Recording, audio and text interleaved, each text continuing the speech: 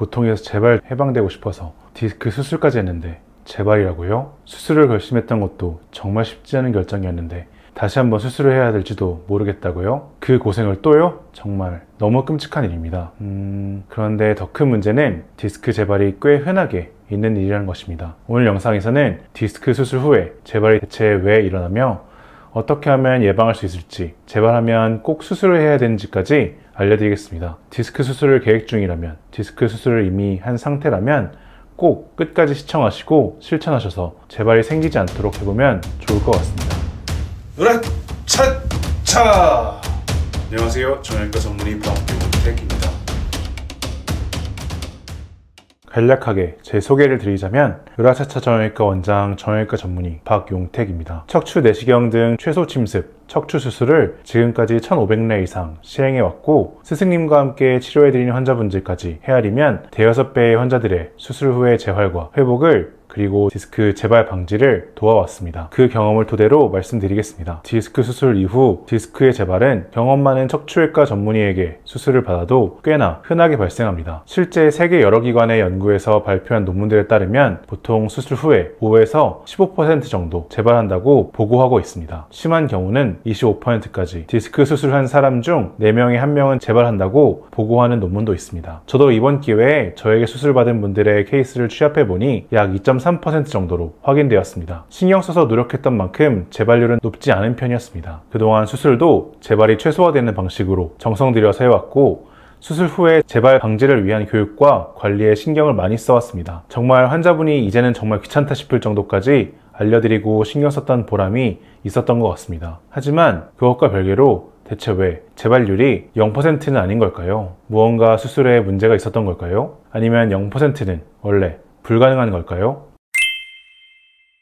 단호하게 말씀드리자면 디스크 수술 후 재발을 0%로 만드는 일은 불가능합니다. 그 이유는 사실 아직 현대의학 기술의 한계 때문입니다. 지금까지 디스크 수술은 재발을 최소화시키려는 방향으로 발전해 왔지만 아직까지는 재발률을 0%로 수술하는 방법은 개발되지가 않았습니다. 그 이유를 설명드리기 위해 간단히 디스크라는 병과 수술에 대해 이야기해 보겠습니다. 디스크, 정식 명칭으로 추간판 탈출증이라는 병은 척추뼈와 뼈 사이에 있는 디스크라는 연골주머니에 생기는 병입니다. 그 디스크란 연골주머니 껍데기인 섬유륜이 찢어져 발생하는 병입니다. 찢어진 섬유륜의 구멍으로 그 내용물인 젤리 같은 수액이 빠져나와 척추신경을 누르는 병입니다. 병의 핵심은 찢어진 섬유륜의 구멍, 이미 빠져나온 수액, 그리고 빠져나온 수액으로 고통받는 신경입니다. 디스크 수술을 한다는 것은 그 디테일에는 차이가 있겠지만 기본적으로는 병의 직접적인 원인이 되는 이미 빠져나온 수액을 제거한 일뿐만은 아닙니다. 그에 포함해서 앞으로 회복 과정에 혹시나 빠져나올 수도 있는, 즉 재발의 원인이 될 수도 있는 수액의 일부를 같이 제거하는 일이 동시에 이루어집니다. 어느 정도 처치는 하겠지만 수액들이 빠져나왔던, 그리고 더 빠져나올 가능성이 있는 섬유륜 구멍을 완전히 막는 기술은 현재로서는 존재하지 않습니다. 구멍이 막히는 것은 살이 찢어졌을 때 딱지가 생기고 새살이 돋는 모습과 비슷합니다. 결과적으로는 우리 몸의 자연 회복력에 기대해야 한다는 뜻이죠. 막히는데 시간이 꽤 소요됩니다. 보통은 관리를 잘 하시면 6개월에서 1년 사이에 구멍은 자연스럽게 막히게 됩니다. 그때까지는 디스크 섬유륜 구멍이 완전히 막히지는 않은 상태인 것이죠. 디스크 섬유륜 구멍을 수술 과정에 완전히 막아버리는 방법이 아직은 없다는 것, 이것이 디스크 재발을 100% 막는 것은 불가능한 이유입니다. 그러면 남아있는 내용물인 수액을 다 제거하면 되지 않나? 라고 궁금해 하시는 분들도 있습니다. 디스크의 정상 부분까지 다 제거해버리면 디스크 수술 이후에 허리의 노화가 가속될 수 있습니다. 수술 후 남아있는 디스크가 허리를 받쳐주고 움직이게 해주는 기능이 떨어지기 때문입니다. 그래서 부득이한 경우가 아니라면 디스크를 완전히 제거하는 것은 길게 멀리 봤을 때 바람직하지 않습니다. 어느 정도 디스크의 기능은 살리는 것이 이 수술의 또 하나의 목적입니다. 이건 실제 내시경 수술 사진인데요. 여기 하얀색 젤리 같은 것이 디스크고 마지막 사진의 디스크가 제거된 바닥으로 보이는 것이 찢어진 섬유륜 구멍입니다. 실제로 저렇게 구멍을 남긴 상태로 수술을 마치게 됩니다. 간단히 나누어 생각해보면 두 가지 경우에 수액이 다시 밀려나올 수 있습니다. 첫 번째, 섬유륜 구멍이 잘 안 아물었을 때이고, 두 번째, 디스크라는 연골주머니가 심하게 혹은 반복적으로 눌리거나 쥐어짜지는 상태에서 발생할 수 있을 것입니다. 재발을 최소화하기 위해서는 이 두 가지 일을 막으면 될 것입니다. 구멍을 최대한 빨리, 최대한 튼튼하게 막히게 해야 할 것입니다. 또 연골 주머니가 눌리거나 쥐어짜지지 않게 해야 합니다. 그 방법들을 잘 지킨다면 재발이 최소화될 수 있겠죠. 섬유륜의 구멍이 빨리 단단하게 막히게 하기 위해선 의사로서는 수술 단계에서 섬유륜의 재생을 도와줄 수 있는 약을 잘 쓰고 여러 가지 테크닉을 통해 구멍을 좁혀줘야 할 것입니다. 섬유륜 재생을 위해 혈류가 잘 전달될 수 있고 염증이 빠질 수 있도록 수술 후 회복하는 과정에 먹는 약 처방도 잘 해주어야 합니다. 환자로서는 수술 부위를 안정시켜줘야 가만히 있게 해야 잘 아물게 되므로 수술 후 보조기를 잘 차야 될 것입니다. 또 영양분과 혈류가 좋아야 회복이 잘 될 것이므로 혈류를 제한할 수 있는 흡연을 중지하고 당뇨를 잘 관리해야 될 것입니다. 적당한 정도의 운동으로 혈류가 좋게 해야 할 것이고 영양분을 잘 공급해줘야 하므로 단백질이 포함된 균형 잡힌 식사를 해주어야 할 것입니다. 그리고 남은 수액이 쥐어짜져서 빠져나오게 되는 상황을 피해야 차오르던 섬유륜에 다시 구멍이 나지 않아 단단하게 막힐 수 있을 것입니다. 연골 주머니가 반복해서 눌리거나 쥐어짜지지 않게 하기 위해서는 먼저 수술 후 한 달 이상은 보조기를 잘 차고 계셔야 합니다. 똑바로 누워있는 경우를 제외하고는 항상 차고 다니셔야 합니다. 변을 볼 때 몸을 말아서 복압을 높여 힘을 주다가 재발하는 경우가 있으므로 한 달간은 변을 볼 때도 차고 계셔야 합니다. 한 달 이후에도 장거리 운전, 부득이한 무리한 신체 활동을 할 때에는 당분간은 보조기를 차고 하시는 것이 좋습니다. 무거운 물건을 들거나 장기간 운전하는 것은 최소 2달은 하시면 안 됩니다. 다리를 꼬거나 쪼그려 앉는 자세, 바닥에 앉는 등 디스크를 쥐어짜는 행동 및 자세 역시 섬유륜 구멍이 제대로 막히기 전까지는 하시면 안 됩니다. 운동이 제일 신경 써서 조절해야 할 부분입니다.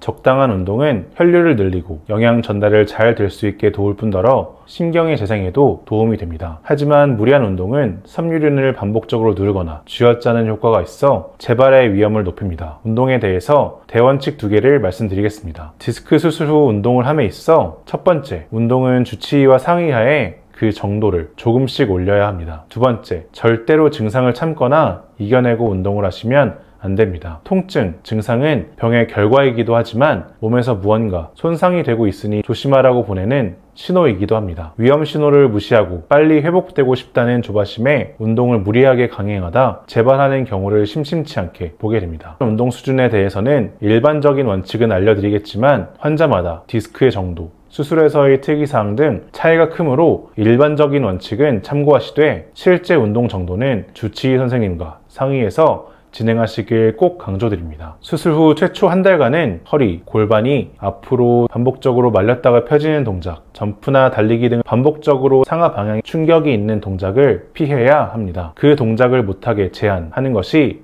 수술 후 착용하는 보조기입니다. 이후에도 아주 조금씩 늘려가는 것이 좋고 생활 습관에서는 평생 안 하실 수 있으면 제일 좋습니다. 평지를 바른 자세로 걷는 것은 그런 동작이 포함되지 않으면서 척추 재생을 돕는 가장 좋은 운동이기 때문에 수술 직후부터 바로 하루 20분 이상씩 해주시는 것이 좋고 40분까지 가능할 때까지 조금씩 늘려가는 것이 좋습니다. 조깅, 플랭크는 3개월 뒤부터 가능하고 전력 달리기, 점프, 줄넘기는 6개월 뒤부터 가능합니다. 일반적인 웨이트 트레이닝은 상체는 3개월, 하체와 허리는 6개월째부터 가능합니다. 중량 스쿼트, 데드리프트 등은 6개월째부터 아주 가벼운 무게부터 조금씩은 해도 됐는데 바라건대는 1년이 지나고 나서 시작하는 것이 좋습니다. 다시 한번 말하지만 수술을 하신 주치의와 상의하에 통증이나 다른 증상이 유발되지 않는 선에서 하시는 것 꼭 강조드립니다.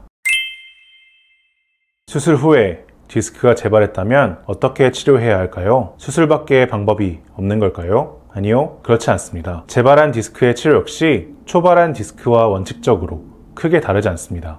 마비가 있거나 진행되지 않는 정도라면 초기엔 약물치료, 물리치료, 주사치료 등의 치료 등으로 최대한 치료를 해보게 됩니다. 효과가 있다면 조금 기다려볼 여지가 있습니다. 치료 후 남는 증상의 정도가 너무 심해서 일상생활이나 생계에 지장이 있는 정도라면 수술을 하게 됩니다. 디스크 수술 후 디스크가 재발했다고 무조건 수술이 필요한 것은 절대로 아닙니다.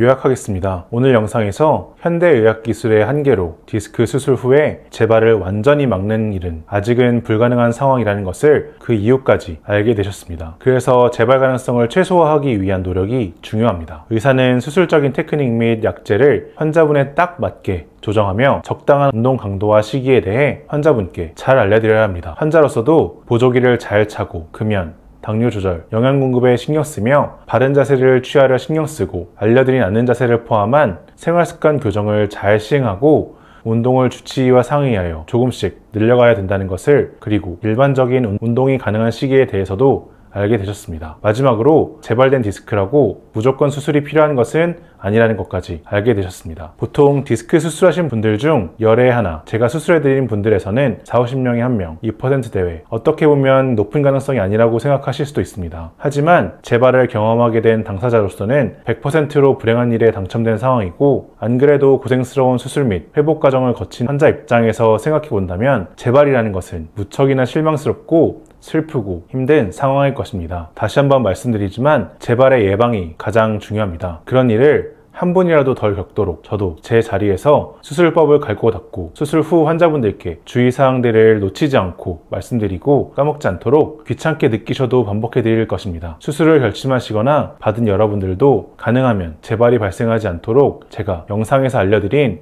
노력을 귀찮아도 꼭 해주셔서 꼭 재발 없는 완전한 건강을 되찾을 수 있으면 너무 좋을 것 같습니다. 감사합니다. 의라차차 박선생 정형외과 전문의 박용택이었습니다.